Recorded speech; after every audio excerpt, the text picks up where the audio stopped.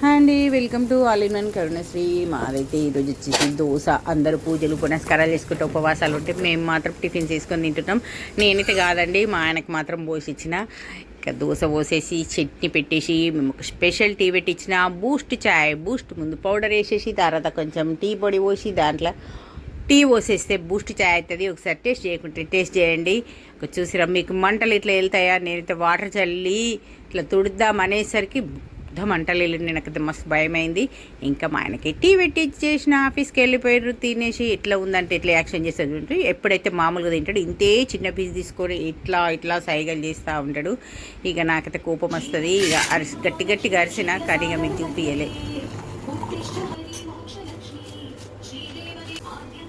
తర్వాత టీ పోసుకోవాలి. చాయ్, బూస్ట్ చాయ్